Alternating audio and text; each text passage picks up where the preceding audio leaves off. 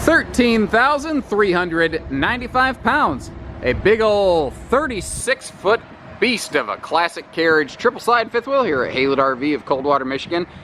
And when you consider that this beauty is 19 years old, it is impressive the kind of condition, features, value that you still find in it. But I guess that's to be expected from one of the more upper echelon, higher end brands of its day and age.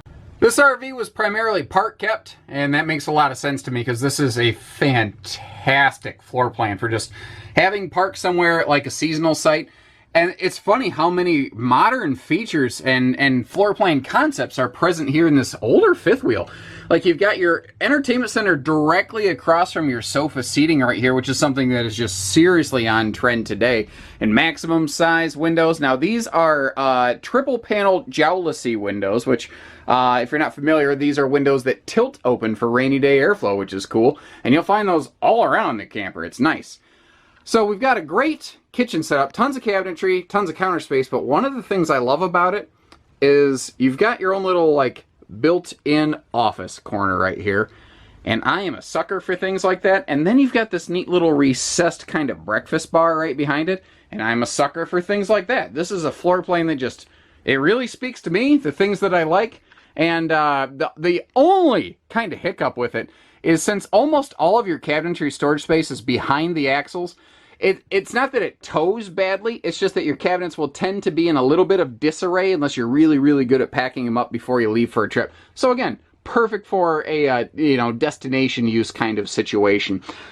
And good God almighty, if what you're looking for is countertop space, it's just absurd how much you get here. My home doesn't have this kind of countertop space, and that's my home. Much larger square footage than this RV. The original RV refrigerator, unfortunately, is no longer with us, but you are treated to a Frigidaire residential fridge here, which once again kind of speaks right along with the very good for park use sort of scenario here.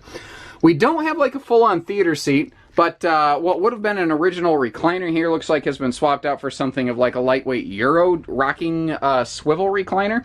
And this would be a traditional inner spring hide-a-bed over here. With a couple little updates, I think that this thing could actually be pretty sharp. Like, if you're the type of person who is very good at, like, redecorating, remodeling, I think that you could do a few things, like maybe pull the carpet up, put some linoleum down, and really freshen her up, because the carpeting has some sun fading.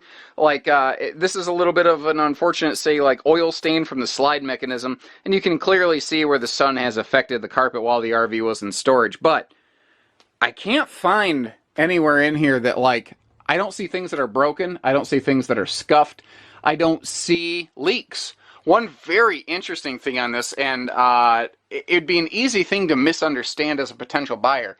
If you walk in here, you see it's got a soft touch ceiling liner, and these are really nice because they will drown out a ton of outside noise. Like, think about it. When we go outside the RV, I'll try to not talk for a second and just listen to how quiet it is. Like, for instance, you don't hear anything outside when you're in here, but you're going to hear a lot of noise because we're parked right next to the highway. It's doing a great job. This is helping, but if I push on it at a glance, you're going, oh my God, there's a soft spot in the roof. Well, the entire roof has a big, thick, basically blanket under that, or I guess above that roof liner. And that's doing a couple things for us. I suppose it's a little bit of extra insulation, although it's not a great amount. But the main thing it's doing is it has also helped blocking out a lot of that exterior noise for us. And it keeps it very quiet, very comfortable in here. And how about that classic sort of individual bedroom vanity that you have right here? Just a neat blast from the past kind of feature. Now, modern fifth wheels will have washer dryer prep up in the front closet in this sort of, I mean, really in a lot of ways, this right here is ahead of its time. But you can see that there is a little dryer in here. There is no washer. I'm not exactly sure why there's one and not the other. Maybe they kept one and not the other. I don't know.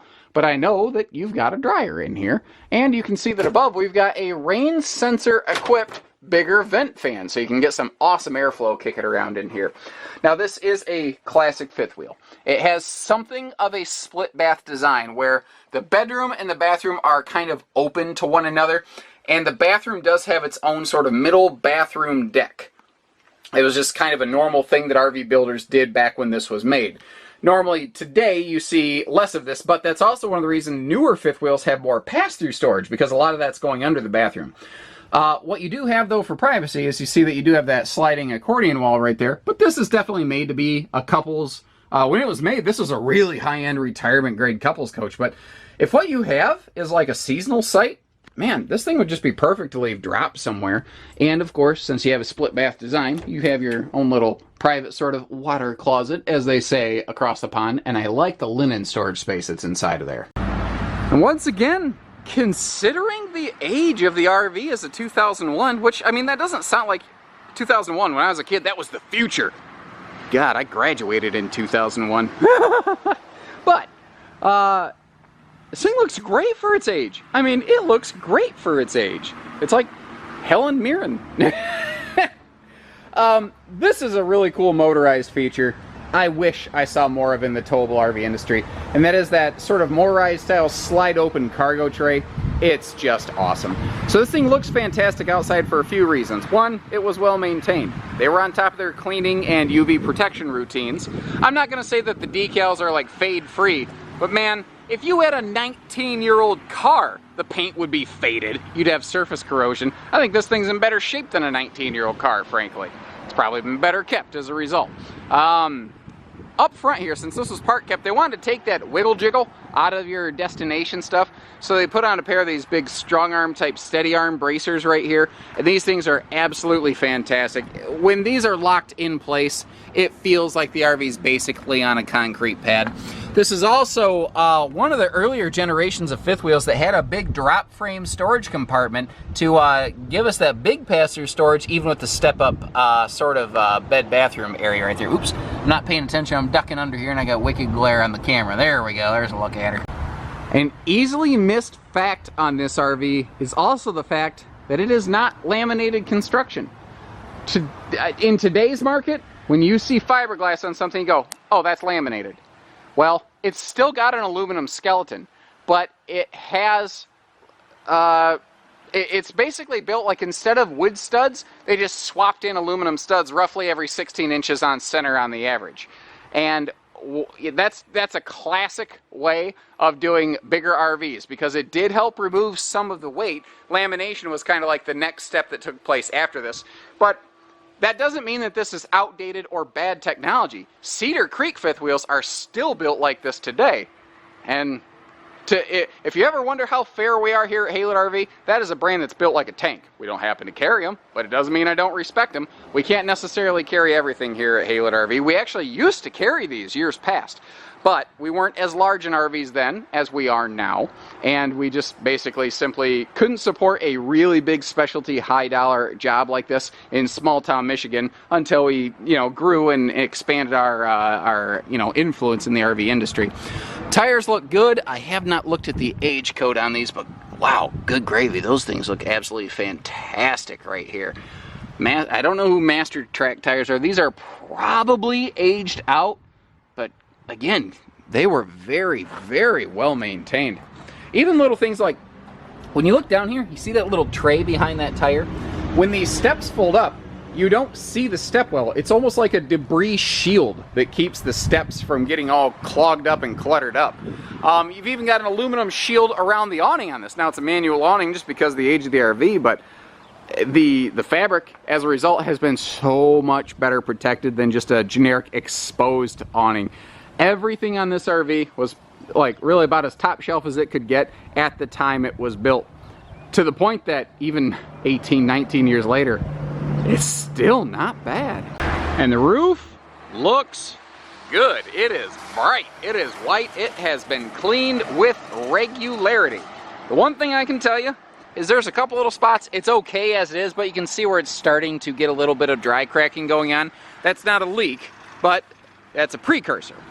So that's the kind of thing where it's at the stage where you should probably go around with a tube of like Dicor self-leveling sealant. Just do a couple little touch-up spots and you're going to be good to go for a while. I've seen a couple little areas where it looks like maybe there were some patches done, and everything super white on top of it. And then I got to realizing they had actually taken and it's basically like you almost roll on or paint on a roof coating sealant on top of this thing, on top of all those existing seals. So that's part of the reason it's just so crazy light and bright up here. But that also whitens up the roof membrane, and it helps reflect more light, which helps keep the RV cooler, and nobody ever complains about that. You know, these like tan and gray skin roof membranes, they look neat, but they do generate a little bit more heat.